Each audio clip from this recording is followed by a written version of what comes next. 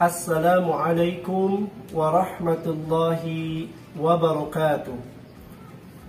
Alhamdulillah, assalatu wassalamu ala rasulillah wa ala alihi wa sahbihi wa mawalah, amma ba'du. Anak-anakku sekalian yang saleh dan salihah, serta bapak ibu yang berbahagia, serta pemirsa semua di rumah, alhamdulillah, kita panjatkan puja dan syukur kehadirat Allah Subhanahu wa Ta'ala yang telah melimpahkan rahmat, maghfirah, kenikmatan kepada kita semua, sehingga alhamdulillah sampai saat ini kita diberi kesempatan menikmati ibadah di bulan suci Ramadan. Salawat dan salam semoga tercurah limpah kepada uswah hasanah kita Nabi besar Muhammad sallallahu alaihi wasallam, kepada keluarga dan para sahabatnya, dan mudah-mudahan kita tergolong umatnya yang kelak mendapat syafaatnya. Amin ya rabbal alamin. Bapak ibu dan anak-anakku sekalian yang salih dan salihah, untuk taklim tausiah 5 menit SDN Kemakmuran 2 bersama Pak Ade kali ini, insya Allah Pak Ade akan melanjutkan tentang kiat mencapai sholat khusyuk menurut Syekh Abdullah bin Abdurrahman Al-Bassam.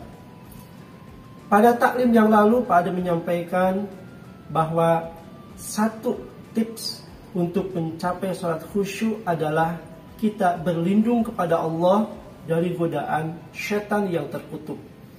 Karena selagi kita sholat pun, syaitan tidak pernah berhenti menggoda kita, sehingga kita lalai dalam sholat, sehingga kita lupa rakaat, sehingga kita tidak khusyuk melakukan kesalahan di dalam sholat kita. Bahkan ada satu setan yang ditugasi oleh iblis untuk menggoda kita, yang bernama Khanzab, yaitu setan pengganggu orang yang sholat. Oleh karena itu, berlindung kepada Allah dari godaan setan ini adalah bisa menjaga kita untuk mencapai sholat khusyuk.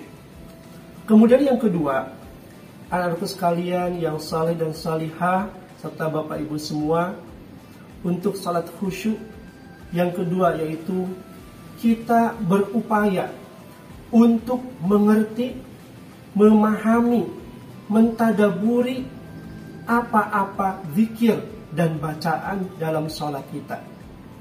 Jadi berupayalah kita tidak hanya mengucapkan Allahu Akbar, tetapi mengertilah apa arti Allahu Akbar, apa makna yang terkandung di dalamnya. Masya Allah, kalau kita mengerti, memahami, mentadaburi, menghayati isi bacaan-bacaan dan zikir dalam sholat, maka Masya Allah tergambar begitu sempurnanya bacaan-bacaan sholat, begitu lengkapnya bacaan-bacaan sholat. Dimulai takbir Allahu Akbar, hati kita akan bergetar. Mengapa? Begitu agungnya Allah, Allah yang maha besar, Allah yang maha agung. Ketika kita sujud, kepala kita diletakkan di tempat sujud, betapa rendahnya diri kita, dan kita membaca Subhana rabbiyal a'la wa bihamdi. Maha suci Allah, Tuhan yang maha tinggi dan maha terpuji. Masya Allah. Jadi yang kedua, untuk mencapai sholat khusyuk, yaitu berupayalah kita untuk memahami, mengerti apa yang kita baca ketika sholat. Kemudian yang ketiga, anak-anakku sekalian yang saleh dan salihah, serta bapak ibu semua, untuk mencapai sholat khusyuk, yaitu kita menghadirkan bagaimana Allah yang maha besar. Kita menyadari bahwa sholat ini adalah ibadah yang kita berhadapan dengan Allah, Rabb sekalian alam. Dan kita ini adalah makhluk yang hanya menjalankan perintah-perintah Allah. Ketika hal ini kita sadari bahwa sholat adalah ibadah mahdhah, ibadah yang langsung dengan Allah, yang mana tata caranya sudah dicontohkan oleh Rasulullah SAW. Ketika kita menyadari sholat ini adalah ibadah yang begitu agung, kita berhadapan dengan Allah, maka otomatis kita akan menjadi hamba yang tadarrur, hamba yang merendah di hadapan Allah. Kita akan mengakui betapa besarnya Allah. Keimanan kita akan meningkat dan hati kita akan bergetar. Dan insya Allah ketika sholat sudah nyampe ke hati, akan timbul kekhusyuan di dalam sholat. Kemudian yang keempat, anak-anakku sekalian yang salih dan salihah, untuk mencapai sholat khusyuk adalah kita tidak melakukan hal-hal yang bisa menggoda sholat kita, yang bisa menjatuhkan sholat kita, yang bisa tidak membuat khusyuk dalam sholat kita. Sebagai contoh misalnya, ketika kondisi sangat ingin makan, sedangkan makanan sudah terhidang, sudah siap untuk dimakan, maka anjuran Rasulullah SAW, silakan makan dulu. Ya. Atau misalnya ketika kondisi kita, maaf, ingin buang hajat, ingin buang air besar atau buang air kecil, silakan lakukan dulu.